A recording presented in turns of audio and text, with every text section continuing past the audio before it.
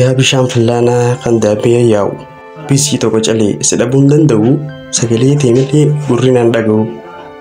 jaallatee dura an akkam haa ta'u eeguu keessaan jira borteedhattiin deemaa hidhiin teetimira gororri qee deemaa as godhimee boontu wayin sitti dhaamaa si malee naa haram dhugaan sitti himaa jechuun biyyaa gandoo Ismaa'eelatti siin jaaladha jechuun anumarraa gadi dhugaan na jaalattu warra jalaa badii eedinuu naa qottu lubbuun rabbi qabdii lagni gabaa guddaa qoratti dhaabbataa qashtii dubra qaalluu ilillii jannataa dargaggeessi ganda dhibbaa si maraataa ana malee tokko eenyus si harkataa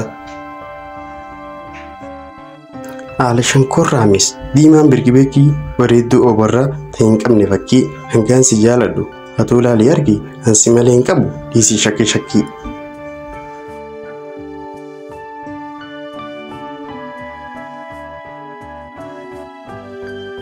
gaafaan dura sirgu baay'een sitti nahee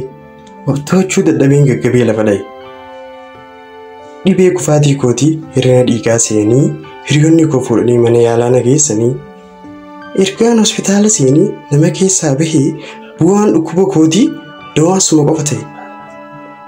argaa guyyaa tokkoon keessa koo waraantee booda suutuma suutaan onni koollaante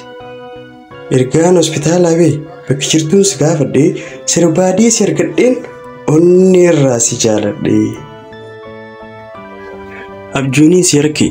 haleessa galgal hirriiba na dhorkite bareedduun intalaa deemus isiin harkaa rafuus isiin harkaa onneen too hidhamtee jirtii si harka. Dhukkuba jaalalaa dawaan hin argamu dhibee toose malee hin fayyisu namuu furmaanni qoossumaa laphee toona qabii yaa xaliila namaa kirurri keena dhii laagaa toona jiisii guntutaan qarqarsii onnii tosossoosii laalteetuu nagartaa maraatuun toosumaa laphee toona qabii qaamaan na leeyidoomaa.